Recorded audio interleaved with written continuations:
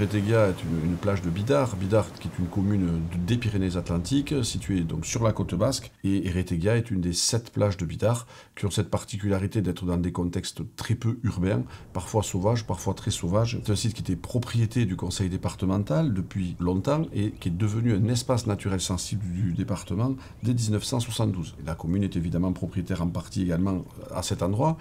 Et il faut se souvenir que cet endroit, il a eu une vie, celle où on imaginait, nos prédécesseurs, y faire un petit peu d'urbanisation et se sont succédés en particulier des projets de camping et de lotissement en particulier dès 1930, qui n'ont heureusement pas vu le jour à cet endroit-là, mais ils ont quand même occasionné la mise en œuvre d'une grosse voirie et puis ensuite des usages plus contemporains, ceux de la station balnéaire et du bain en particulier, nous ont amené à la construction de postes MNS, d'enrochements destinés à préserver, à durcir un peu le trait de côte, et voire même d'une aire d'hélicoptère. C'est autour de ces aménagements-là que le site vivait, et même s'il était entretenu par les représentants d'ateliers d'insertion, c'était un site qui commençait à souffrir un petit peu des usages, des pratiques de la vie moderne. On sait aujourd'hui que l'adaptation au changement climatique, et il y a un consensus scientifique international qui nous dit que la renaturation est une des méthodes ou la solution à mettre en face de ce phénomène. C'est vrai qu'à l'époque, ce n'était pas du tout d'actualité et Eretegia était un peu en laboratoire. On sentait que c'était une des solutions et on l'a mise en place à ce moment-là. On peut dire également sur ce site que la particularité, c'était aussi la configuration du site qui permettait de pouvoir reculer. On ne peut pas le faire partout. On a vu, quand on a pu renaturer ce site, on était tenté de vouloir dupliquer cette solution ailleurs. On a vu que parfois on ne peut pas, parce qu'il peut y avoir des enjeux derrière.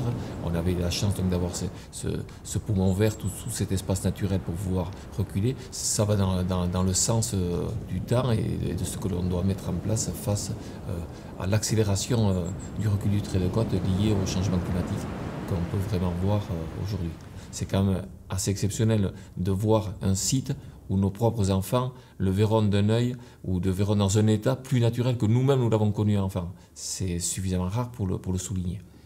C'est des projets qui ne se voient pas parce que quand ils ont été terminés, le but c'est un peu de se fondre dans la nature. Pourquoi les gens aiment ce site? C'est parce que c'est puissant. On entend la mer. Quand il y a une tempête, on n'entend que la tempête, on ne s'entend plus. Et donc c'est un site qui parle, quoi. Pour un projet, on ne peut pas le mener tout seul, il faut convaincre tout le monde, les élus, les financeurs, les gens qui feront le chantier, qui doivent comprendre dans quel sens on veut mener les choses, etc. Il a fallu quand même beaucoup de réunions, beaucoup d'intervenants extérieurs aussi, pour conforter l'idée que c'était possible, qui était juste, quoi. J'ai évoqué tout à l'heure le fait de dire qu'il y avait Antea qui avait participé parce que c'était tellurique cette histoire et on voit bien que effectivement les falaises elles continuent de tomber, que cette dynamique elle est quand même vraiment réelle, que c'est des vraies puissances, c'est pas de la littérature, c'est puissant. Le vent décime ou décalque toutes les branches qui ne sont pas dans le bon sens. Enfin, il y a une vraie force des choses. L'idée, c'est pas d'aller la contrarier, mais d'aller dans ce sens, quoi, d'essayer de l'habiter dans cette réalité, quoi. Et cette idée de la fleur de foin, elle est venue de cette façon-là, c'est allons chercher des profils, des expositions semblables, comparables, à proximité. Donc là, il se trouve que c'est Hendaye, c'est à proximité d'un site protégé aussi, c'est côté d'Abadia. Et cette prairie a une configuration, au point de vue structure du sol et proximité avec les embruns, semblable. Du coup, l'idée, c'est, tiens, si on faisait ça, on l'amenait là-bas, voilà. C'est pas du tout normalisé, c'est pas du tout quelque chose qui était prévu initialement. Mais on s'est dit peut-être que ça peut marcher, quoi.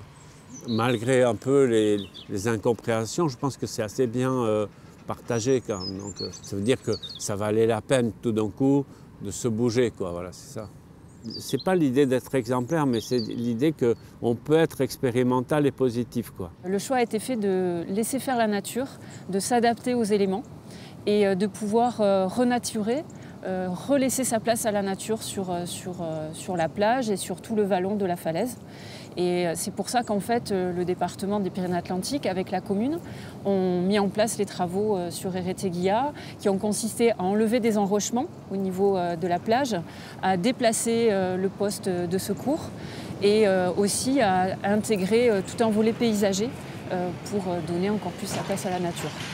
Je pense qu'il y a plusieurs éléments en fait, qui ont fait que le projet d'Erreteguilla est un succès.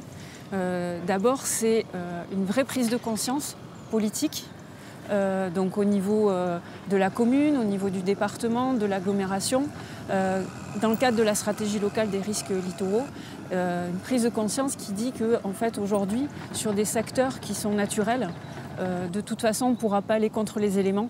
Donc en fait, il faut s'adapter, il faut avoir effectivement une attitude de résilience. Et cette prise de conscience a fait que le projet il a été abordé avec ce regard-là. C'est un site qui amène beaucoup de transversalité dans le partenariat, parce que c'est un espace naturel protégé. Donc déjà, voilà, il y a en fait cet aspect-là qui est pris en compte et c'est un endroit où la nature est de fait déjà valorisée.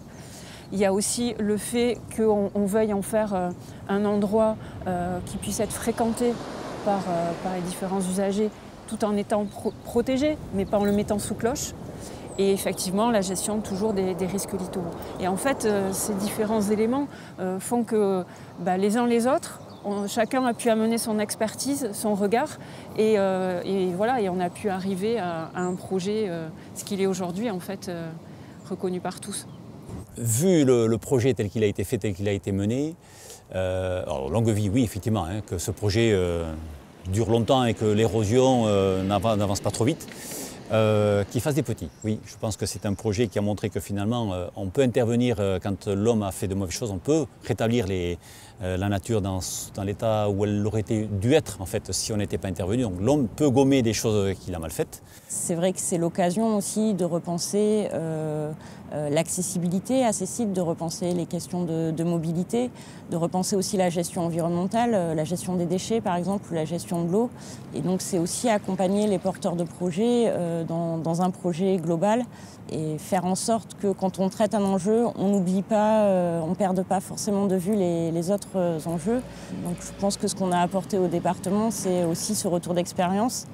En tout cas, nous, à la région, nous a particulièrement marqué dans le sens positif, c'est qu'on a collaboré techniquement avec les équipes du département, du GIP Littoral, de la ville de Bidart, bien sûr, et l'ensemble des partenaires impliqués, chacun amenant son expertise. On ne peut pas rester, comment dirais-je, dans une totale ignorance de ce qui se passe. Et pour être plus précis, on est bien entendu, mais ça c'est la particularité de notre département, confronté à tous ces problèmes, notamment d'érosion du littoral. Il y a quelques années, cet espace était destiné à être quasiment urbanisé. Il y avait des projets touristiques, un projet de lotissement, des projets de camping. Autrement dit, c'était des projets d'une époque où ces projets-là ne regardaient pas suffisamment l'évolution naturelle des choses. Ça nous a conduit aux situations que vous connaissez. Là, nous avons pris un parti radicalement différent. Nous avons imaginé et observé l'évolution de la nature donc sur des principes d'aménagement qui ont été très réfléchis.